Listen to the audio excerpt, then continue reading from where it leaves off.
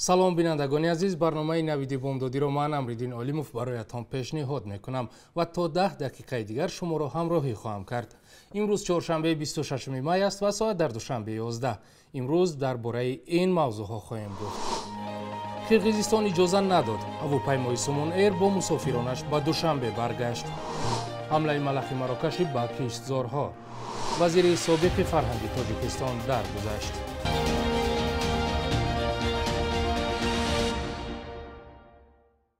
як ҳавопаймои ширкати Сомон Эйри Тоҷикистон ки шаби 25 май ба Бишкек парвоз карда буд, пас аз 4 соати интизорӣ субҳи 26 май дубора бо мусофиронаш ба Душанбе пас гашт.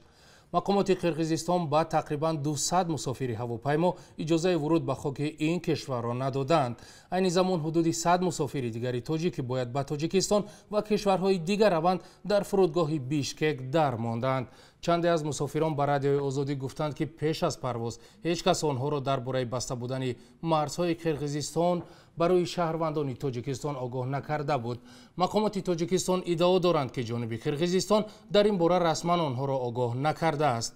Улуғбек Марипов, раиси девони вазирони Қирғизистон, рӯзи 24 май гуфт, чанде пеш дар бораи комилан қатъ кардани равуо тавассути марзи давлатӣ бо Тоҷикистон қарор қабул шуд. Вай гуфт ин вазъ то замони ҳалли баҳсҳои марзӣ идома хоҳад кард. пештар Абубакр Шодиев, консули тоҷик дар Бишкек, гуфт талош доранд ки мушкилро дар гуфтугӯ бо мақомоти қирғиз ҳал кунанд, вале барояш гуфтанд ҳавопаймои Сомон Эйр бояд ба Тоҷикистон баргардад. мақомоти Қирғизистон гуфтанд ки вуруди шаҳрвандони Тоҷикистон ба хоки ин кишвар аз рӯзи 24 май манъ шудааст. кумитаи давлатии амнияти миллии Қирғизистон рӯзи 25 май шарҳеро бо нашр расонида гуфт, бино ба қарори ҳукумати ин кишвар аз 21 май барои шаҳрвандони Тоҷикистон дар равуо ба воситаи қаламрави Қирғизистон маҳдудиятҳои муваққатӣ ҷорӣ мешавад. ҳамзамон кормандони намояндагиҳои дипломатии ду кишвар ва аъзои оилаи онҳо, инчунин кормандони намояндагиҳои дипломатии давлатҳои хориҷӣ, ташкилотҳои байналмилалӣ ва аъзои оилаи онҳо аз ин қарор истисноянд. дар ин қарор дар бораи роҳҳои ҳавоӣ чизе гуфта нашудааст. мақомоти ҳавонавардии Тоҷикистон низ мегӯянд аз дахл доштани қарор бар роҳҳои ҳавоӣ хабар надоштанд. рӯзҳои 28 ва 29 апрели имсол дар сарҳади Тоҷикистону Қирғизистон саду хурди мусаллаҳона рӯй дод ки аз ду тараф даҳҳо куштаву захмӣ ба ҷой гузошт. Тоҷикистону Қирғизистон якдигарро ба оғози даргирии мусаллаҳона айбдор мекунанд.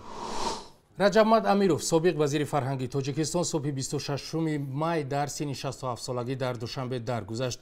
ба гуфтаи ҳамкоронаш ӯ солҳои ахир аз дарди ҷигар ранҷ мебурд. маросими ҷанозааш имрӯз чоршанбе 26 май қабл аз зуҳр дар масҷиди Сари Осиёи Душанбе баргузор мешавад. ба гуфтаи ҳамкоронаш, Амиров бо вуҷуди беморӣ то як ҳафтаи охир ба кор рафтааст. Амиров солҳои ахир ба ҳайси ноиби ректори донишкадаи фарҳанг ва санъати Тоҷикистон ба номи Мирзо Турсунзода кор мекард. Раҷабмат Амиров хатмкардаи донишкадаи давлатии фарҳанг ва санъати Тоҷикистон ба номи Мирзо Турсунзода мебошад. солҳои 1989 то 1990 ба ҳайси ректори ин донишкада фаъолият кардааст. солҳои 2001-2004 муовини аввали вазири фарҳанг ва аз соли 2004 то 2007 вазири фарҳанги Тоҷикистон буд. соли 2007 як муддат дар мақоми ректори консерваторияи миллии Тоҷикистон ба номи Талабхоҷа Саторов низ кор кардааст. доманаи таҳдиди ҳамлаи малахҳои марокашӣ ба киштзорҳои Тоҷикистон дар соли ҷорӣ 115 000 гектар пешбинӣ шудааст ки дар қиёс ба як соли пеш 13 000 гектар бештар аст. вазорати кишоварзии Тоҷикистон хабар додааст ки ҳоло дар 87 000 гектар аллакай ҳамлаи малахҳо сурат гирифта дар муддати кӯтоҳ бо маводи кимиёвӣ безарар карданд. бо сабаби гарм омадани ҳавои зимистон аввалин зуҳури селаи малахҳо дар соли ҷорӣ 10 рӯз пештар аз соли гузашта сабт шудааст. гузориши ҳамкоронам барои Юсуфӣ ва Искандари Фирӯз дар ҳамин бора аст. минтақаи таҳти таҳдиди ҳамлаи малахи марокашӣ ба киштзори Тоҷикистон дар соли ҷорӣ 115 000 гектар пешбинӣ шудааст ки дар қиёс ба як соли пеш 13 000 гектар бештар аст. вазорати кишоварзии Тоҷикистон хабар додааст ки ҳоло дар 87 000 гектар аллакай ҳамлаи малахҳо сурат гирифта дар муддати кӯтоҳ бо маводи кимиёвӣ безарар карданд. бо сабаби гарм омадани ҳавои зимистон аввалин зуҳури селаи малахҳо дар соли ҷорӣ 10 рӯз пештар аз соли гузашта сабт шудааст. моҳи апрел хушксолӣ шуд, хушк омад, боришот кам шуд, алаф сӯхт дар талу тепо дар минтақаҳое ки мо имконияти коркар кардани малаха ба техника ва таҷҳизоти мавҷуда ма надорем. баъд вақте ки алаф сӯхтози вай вақти тухммониш ҷуфт мешавад, вақти тухммонӣ барои вай энергия лозим, алафи сабз лозим, барои ҳамин парвоз карда меяд. ҳоло ҳамлаи малах бештар ба киштзори ноҳияи 5 сурат гирифтааст. кормандони экспедитсияи мубориза бар зидди малах дар ин ҷабҳа бо селаи малахҳо даст ба гиребонанд. аз заҳрдору таъмин дар мо танқисӣ надорем. таъмин карда шудан сари вақт ҳамаи минтақаҳо мутаассифона хеле мана парвоз мекунад мебияд, лекин техника ва таҷҳизот мо омода аст, ҳамаи фуромада ноя коркард мекунад ва зарара пешгирӣ мекунад. феълан миқдори зиёни малах ба киштзори кишоварзон дар Тоҷикистон ҳисоб нашудааст, аммо дар минтақаҳои ҷануби кишвар дар заминҳои кишоварзӣ селаҳои малахро мушоҳида кардаанд. дар байни шакӣ як 5-10% камкам намоиш мехӯрад, хеле маҳсули намехӯрад. агар маҳсули бихӯрад кӯли ҳамаҷода мехӯрд тамом мекард. ҳар сол ҳамлаи селаи малахҳои марокашӣ дар Тоҷикистон ба ҳазорон гектар замини кишоварзӣ, заминҳои назди ҳавлигӣ ва чарогоҳҳо сурат мегирад, ки дар бархи мавридҳо зироат ва ҳосили зироату боғу тогзорро нобуд мекунад. мардум имрӯз ба ҳамон ҳосили асосие ки даромади ояндаву зиндагии ояндашон буд ва ҳамон ният кардану умеди орзу доштанд ки доранд ки мо ба ҳамин даромаде мегирем, вале афсуски имрӯз ин нақша дар баъзе хоҷагиҳо баъзе фермерҳо аз байн рафтанд. тибқи омӯзиши донишмандони бахши кишоварзӣ, як малах дар як рӯз баробари вазни худ ғизо мехӯрад, аммо селаи малахҳо дар 1 километри мураббаъ дар як рӯз ғизои баробар ба 35 000 одамро нобуд мекунад. салом, агар хату хабар мехоҳед мо дорем. навиди бомдодӣ, сархати хабарҳо, ахбори Тоҷикистон ва ҷаҳон, гузоришҳо ва таҳлилҳо. чӣ мегузарад ва чаро? донистан фаҳмидан аст. замима ё апи моро бигиред. коҳи сафед рӯзи 25 май гуфт ки санаи дақиқи мулоқоти президенти амрико ва русия маълум шуд. ба навиштаи дафтари президенти амрико ин мулоқот 16 июн дар шаҳри женева барпо мешавад. ин аввалин мулоқоти рӯбарӯи президенти иёлоти муттаҳидаи амрико ҷо байден ва раиси ҷумҳури русия владимир путин мешавад. дар изҳороти коҳи сафед омадааст роҳбарон тамоми масъалаҳои мавриди ташвишро баррасӣ хоҳанд кард.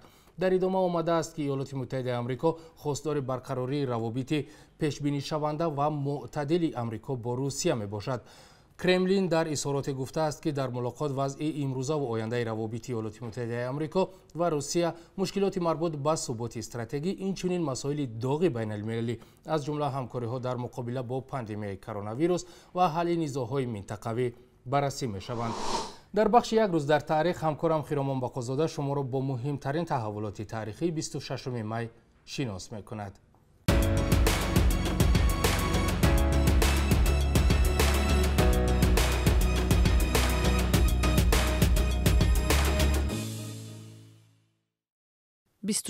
май 26 майи соли 2011 дар Душанбе нахустин ҷаласаи саҳмдорони нирӯгоҳи барқи обии Роғун баргузор шуд. Тоҷикистон сохтмони ин нирӯгоҳро муҳимтарин роҳи дастёбӣ ба истиқлолияти энергетикӣ меномад.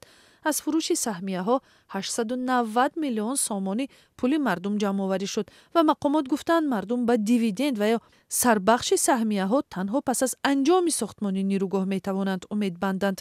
мувофиқи нақша қарор аст сохтмони Роғун соли 2027 ба анҷом расад. 26 майи соли 1928 дар ҷаласаи ФИФА Федератсияи байналмилалии футбол аввалин бор қарор шуд ки дар 4 сол як бор мусобиқаҳои ҷаҳонии футбол баргузор шавад. то ҳол ин мусобиқаҳо муҳимтарин сабқати беҳтарин дастаҳои футболи ҷаҳон ба шумор меравад. 26 майи соли 2018 дар Душанбе тифли 9 миллион нафара чашм ба дунё кушод. тифли хушбахт Насибаро Назира Муллоҷонова, иқтисоддони 28 сола ба дунё овард. ба ин оила ҳукумат тӯҳфаҳои гаронбаҳо тақдим кард.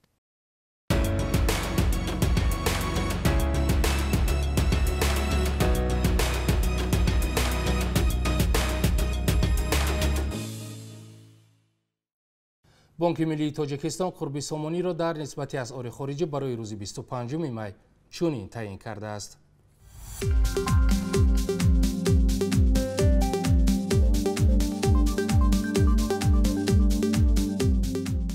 ин барномаи навиди бомдодӣ буд ки ман амридин олимов тақдиматон кардам. давоми рӯз ҳамкоронам шуморо бо хабарҳо ва гузоришҳои ҷолибу диданӣ ошно мекунанд. хайр то барномаҳои баъди. худо нигаҳдор.